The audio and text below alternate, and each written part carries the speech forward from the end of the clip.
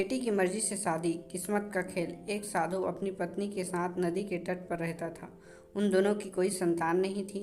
उनकी बड़ी इच्छा थी कि कम से कम एक संतान उनके यहाँ जरूर हो। एक दिन साधु जब तपस्या में लीन था, तभी एक चील ने अपने पंजे में फंसाकर एक चूहिया को ऊपर से गिरा दिया। साधु ने उस चूहिया को घर ले जाने का निश्चय किया, लेकिन उससे पहले उसने उसे एक लड़की में बदल दिया।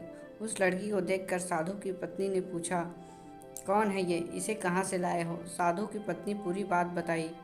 उसकी पत्नी बहुत प्रसन्न हुई और वह बोली, तुमने उसे जीवन दिया है, इसलिए तुम ही उसके पिता हो। इस तरह मैं उसकी माँ हुई।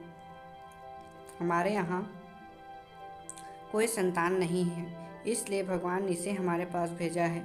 जल्द ही वह बच्ची एक सुंदर युवती बन गई। जब वह 16 साल की हुई तो साधु और उसकी पत्नी ने उसका विवाह करने का निश्चय किया। साधु ने सूर्य देवता का आह्वान किया। जब सूर्य देवता उसके सामने आए तो साधु ने उसकी बेटी से विवाह करने का अनुरोध किया। हालांकि लड़की को यह विचार अच्छा नहीं लगा और उसने कहा, क्षमा कीजिए, लेकिन मैं सूर्य देवता से विवाह नहीं कर सकती क्योंकि वह बहुत गर्म है। निराश साधु ने सूर्य देवता से कहा कि अब वो उसकी लड़की के लिए कोई सुयोग्य वर सुझाएं। सूर्य देवता ने कहा, बादलों के देवता से आपकी लड़की की जोड़ी सह बैठेगी। वे ही धूप की गर्मी से उसकी रक्षा कर सकते हैं। साधु ने अब बादल देवता से उसकी लड़की से विवाह करने का अनुरोध किया। इस बार भी लड़की ने विवाह से इनकार कर दिया और बोली, मैं इसे काले वक्त से विवाह नहीं करूंगी। इसके अलावा बादलों की गरज से मुझे डर भी लगता है। साधु ने फिर उदास हो गया और बादल देवता से अनुरोध किया कि वो ही कोई सुयोग्य वर सुझाएं। बादल देवता ने कहा, पवन देवता के साथ इसकी जोड़ी अच्छी रहेगी क्योंकि वे आसानी से मुझे उड़ा सकते हैं। साधु ने अब पवन देवता से विवाह का अनुरोध किया। इस बार भी लड़की ने विवाह से इनकार कर दिया और बोली, मैं ऐसी अस्थिर व्यक्ति से विवाह नहीं कर सकती जो हर समय यहाँ से वहाँ उड़ता रहता है। साधु काफ़ी परेशान हो गया। साधु ने पवन देवता से कोई सुयोग्य वर सुझाने को कहा।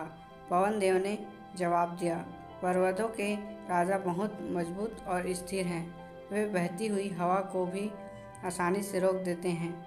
उनसे आपकी लड़की की जोड़ी सह बैठेगी। साधु अब पर्वतराज के पास गया और उससे उसकी लड़की के साथ विवाह करने का अनुरोध किया। हालांकि इस बार भी लड़की ने विवाह से इनकार कर दिया और कहा, मैं ऐसे किसी व्यक्ति से विवाह नहीं कर सकती जो इतना कठोर और ठंडा हो। लड़की ने साधु से किसी नर्म वर को खोजने को कहा। साधु ने पर्वतराज से सलाह मांगी। पर्वतराज ने जवाब दिया, किसी चूहे के साथ आपकी लड़की की जोड़ी अच्छी रहेगी क्योंकि वह नर्म भी है और आसानी से किसी पर्वत के बिल में बना सकता है। इस बार लड़की को वर पसंद आ गया।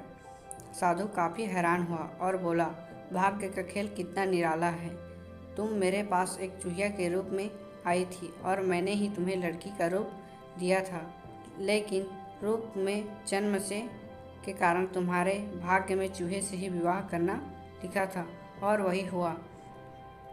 भाग्य में जो लिखा था वही हुआ। साधु ने फिर से प्रार्थना शुरू कर दी और लड़की को दोबारा चूहिया बना दिया। तो ये कहानी आपको कैसा लगा हमें कमेंट करके ज़रूर बताएं और इसी तरह के और स्टोरी वीडियो देखने के लिए हमारे चैनल को सब्सक्राइब करें। Thank you.